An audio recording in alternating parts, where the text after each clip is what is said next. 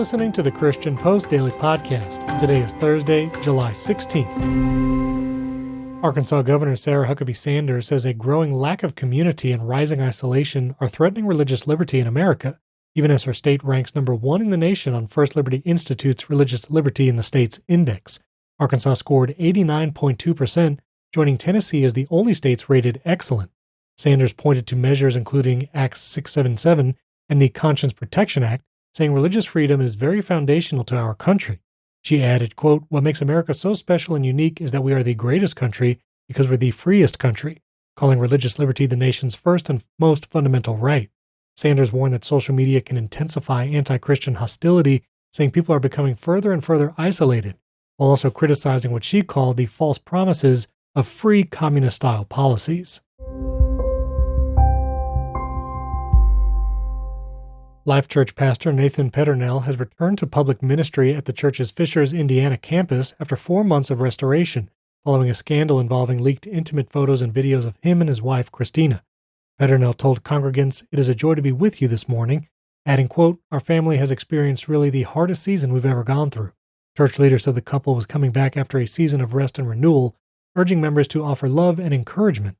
The restoration followed the February sentencing of Peternel's 24-year-old son, Jonathan Peternel, to 4 years in prison for child exploitation and possession of child sex abuse material.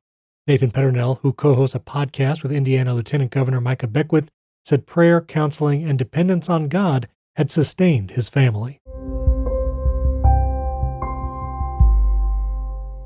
A political and religious dispute is unfolding in Indiana after Lieutenant Governor Micah Beckwith called for banning mosque loudspeaker broadcasts of the Muslim call to prayer, or Adhan, saying, "We should ban the calls to prayer," and describing them as words of death and destruction. Beckwith also declared, "We are a Christian nation," claiming the Supreme Court's Kennedy v. Bremerton decision showed, quote, "Christianity takes precedence over all other faiths." But the ruling did not say that, and CARE Chicago pushed back sharply. Communications Director Hafsa Haider said Beckwith's remarks, quote, "fundamentally misrepresent constitutional law," adding, "The First Amendment prohibits the establishment of religion while protecting the free exercise of religion for all Americans." Beckwith later doubled down on X, writing, quote, "Yes, I 100% want to ban mosques in America from blaring the Muslim call to prayer." Federal prosecutors say a Texas pastor used church entities to carry out a $3.2 million fraud scheme targeting more than 50 victims in the U.S. and abroad. Richard Reynaldo Garcia, 53, of Arlington, and pastor tied to Garcia Church in Fort Worth, has been indicted on 2 counts of wire fraud, 1 count of wire fraud conspiracy, and 1 count of aggravated identity theft. Authorities allege that from 2021 through 2025, Garcia lured donors with promises of profits from church-flipping real estate projects and Christian concert joint venture deals, then used the money for personal expenses and business operating expenses. The indictment also says he solicited about $2,000 per person for Kenya mission trips he allegedly, quote, would cancel and or never book. U.S. Attorney Ryan Raybould said Garcia, quote, took advantage of his victim's faith to selfishly enrich himself. The United States is demanding Iran free religious prisoners as scrutiny grows over the case of Ghazal Marzban, a Catholic convert sentenced to 9 years and 8 months after authorities raided her home and seized her Bible and Christian materials. In a statement, the U.S. State Department voiced unwavering solidarity with the people of Iran and called for the immediate and unconditional release of all political and wrongfully detained prisoners. A spokesperson said it is reprehensible that the Iranian regime continues to persecute religious minorities, including Iranian Christians, accusing Tehran of arbitrary arrests, torture, and silencing dissent. Marzban, now on hunger strike, has also faced retaliation affecting her legal career and her husband's medical treatment.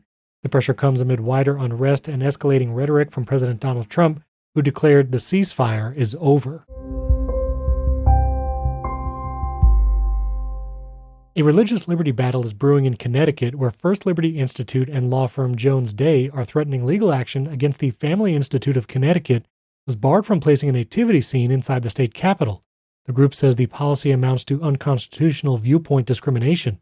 Andrew Lelling, lead counsel for FIC, said, quote, the FIC is just asking for equal treatment, adding, no one should be censored or denied access because his viewpoint is a religious one. State officials rejected the display as purely religious in nature and said it could be seen as government endorsement of Christianity, But First Liberty's Roger Byron called the ban such a blatant violation of the First Amendment, arguing that excluding religious speech from a public forum violates the Free Speech Clause. Christian music artist Leanna Crawford says her new album, Thank God, was born from a season of healing after years of tying her identity to success. Crawford said, quote, "I put all my worth in what I do, like all of it in music," recalling how delayed career breakthroughs left her feeling she had let God down.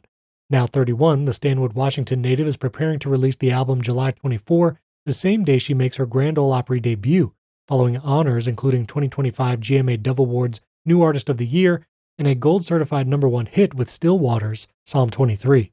Crawford says the project embraces her love of 90s country and reflects gratitude for no and not yet, adding, "God's not going to waste this season," while songs like Revenge confront bitterness, forgiveness, and hope. You can learn more about this story and everything you heard today by clicking the links in the podcast show notes below. Thank you for listening to the Christian Post Daily Podcast. We encourage you to follow the show in your podcast player of choice, Apple Podcasts, Spotify, or third-party podcast players like Overcast and Pocket Casts. You can also download the Edifi app for free and listen to all the podcasts on the Edifi network by clicking the link in today's podcast show notes. We would also appreciate a 5-star rating in Apple Podcasts and Spotify to help us reach a wider audience with the Christian Post Daily Podcast. You can also subscribe to our daily newsletter and get the top headlines delivered to your inbox by clicking that link in the show notes as well. Thank you again for listening to the Christian Post Daily Podcast.